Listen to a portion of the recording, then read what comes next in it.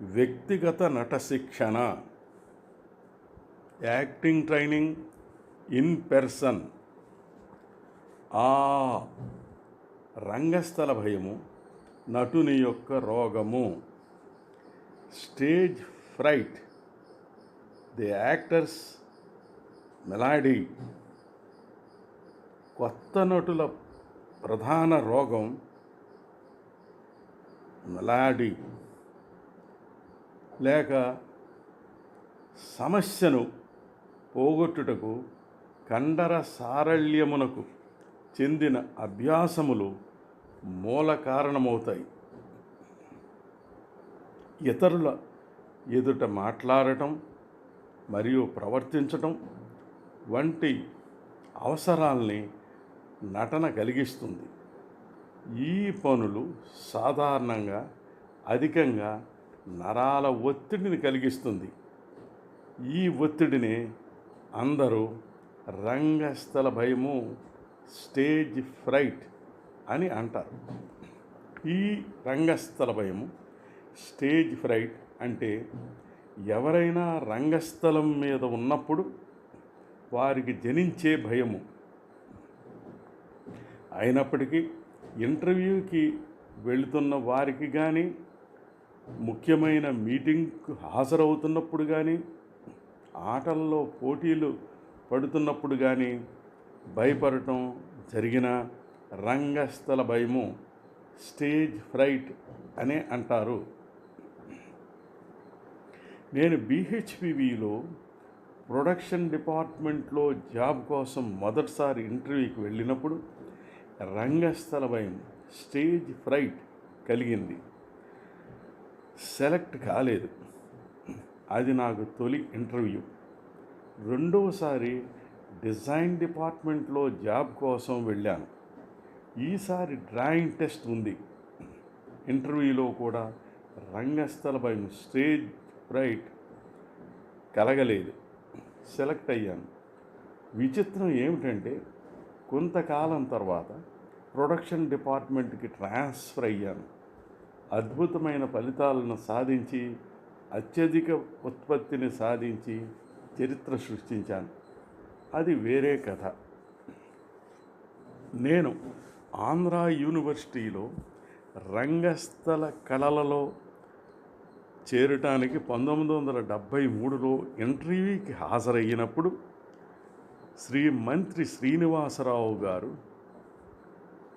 నేను ఇంజనీర్ అయి ఉండి థియేటర్లో ఎందుకు జాయిన్ కావాలనుకుంటున్నారని అడిగారు.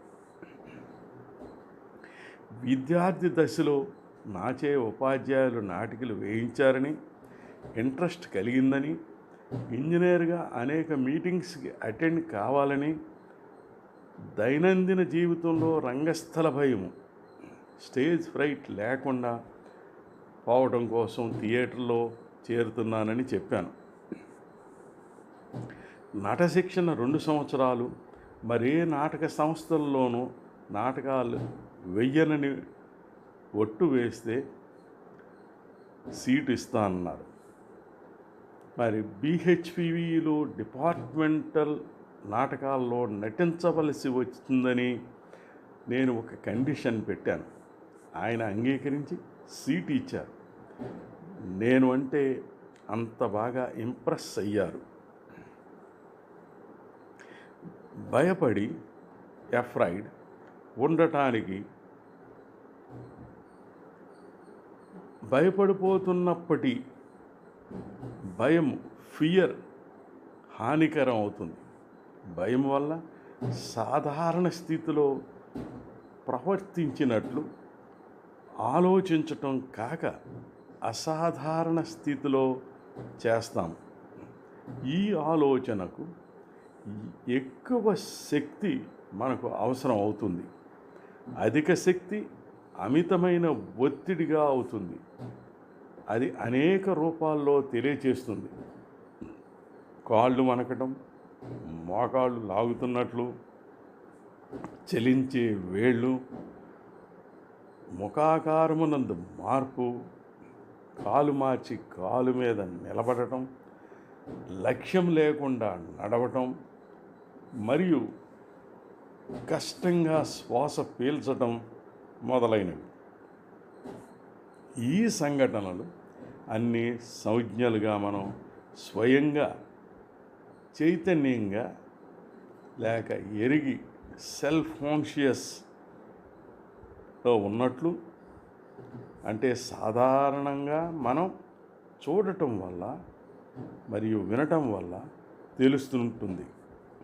మనల్ని కొందరు పరిశీలిస్తున్నారని తెలుసు కాబట్టి మనం స్వయంగా చైతన్యంగా లేక ఎరుకలో సెల్ఫ్ కాన్షియస్లో ఉంటాము.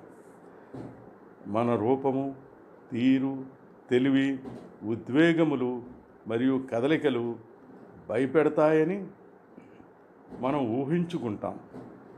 ప్రకృతి సిద్ధంగా ఉండవలసిన సహజ భావము రక్షణలో పడిపోతుంది. దీనివల్ల ప్రత్యుత్తర చర్యగా రక్షించుకోవటము లేక కాపాడుకోవటమును భౌతికముగా మరియు మానసికంగా మానుకోవలెను. దీని ఫలితంగా సాధారణంగా కృత్రిమ పరివర్తన వస్తుంది. దీనివల్ల నటుని యొక్క సార్థకత మరియు విశ్వాసము గుణములు తగ్గుతాయి. సుఖముగా, సహజముగా మరియు విశ్వాసముతో ఉన్న ప్రవర్తన గల వ్యక్తిత్వమునకు అస్వభావ ప్రవర్తన వ్యతిరేకముగా ఉంటుంది. మనం ఎందుకు భయపడుతున్నామో మనకు తెలియనప్పుడు భయపడటం చెడు చేస్తుంది. అందుచేత మనకు మనం ప్రశ్నించుకోవాలి, ఏమిటి నాలో భయం పుట్టిస్తోంది? ఈ భయం నిజమైనదేనా? ఈ భయమును అదుపు చేయుటకు నేను ఏమి చెయ్యాలి? మనకు దీనివల్ల భయం కలుగుతున్నదో తెలిస్తే మరియు నిజమని ఒప్పుకుంటే ఆ భయమును విజయవంతంగా ఎదుర్కొనుటకు మనం బాగా సంసిద్ధం అవుతాము. అభ్యాసం 3. కండర సారళ్యము మరియు రంగస్థల భయము. పెద్ద స్థలము మధ్యలో 2 లేక 3 చిన్న వస్తువులను ఉంచుము. బహుశా యాపిల్, తాళము గుత్తి మరియు కప్ పెట్టవచ్చును. నిలబడిన స్థితిలో ఉండాలి. మీ శరీరమును నిటారుగా ఉంచటానికి అభ్యాసములు 1 మరియు 2 ఉపయోగించి విశ్రాంతి లేక కండర సారళ్యమును పొందండి. మీ శ్వాస మీద ఏకాగ్రత నిలపండి. మీరు విశ్రాంతి లేక కండర సారళ్యము పొందినట్లు అనుభవం పొందిన తర్వాత మీ ఏకాగ్రతను ఏదో ఒక వస్తువు మీదకు మరల్చి మరియు దాని దగ్గరకు వెళ్ళండి. వస్తువుని తీసి బాగా పరిశీలించండి. మళ్ళీ అక్కడ పెట్టేయండి. తిరిగి వెనక్కు నడిచి వెళ్ళండి. ధైర్యముగా మరియు నరాల ఒత్తిడి కలగకుండా, రంగస్థల భయము లేకుండా ఈ అభ్యాసమును మళ్ళీ మళ్ళీ చేయండి.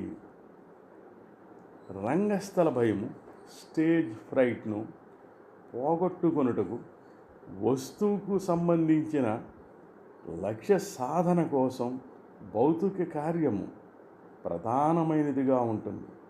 అభ్యాసములు 1 మరియు 2లను బాగా చేసి అనుభవం గడించిన తర్వాత భయము లేకుండా స్వధైర్యముతో లేక రంగస్థల భయము లేకుండా అభ్యాసము 3ను చేయము.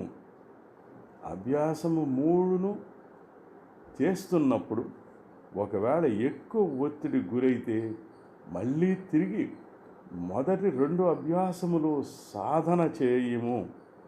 వీటిని అన్ని రంగస్థల చర్యలకు సిద్ధమగుటకు శిల్పముగా సాధన చేయవచ్చును. నటనకు గుండె చప్పుడు వంటిది. కండర సారళ్యము దాన్ని ఇప్పుడే నేర్చుకొనుము. ఉదాహరణ, నేను నేషనల్ స్కూల్ ఆఫ్ డ్రామా వర్క్షాపులో 2.5 నెలలకు నట శిక్షణ పొందినప్పుడు మాతో సమూహిక అభ్యాసములు ఇలా చేయించారు. మరికొన్ని విషయాలు మరో భాగంలో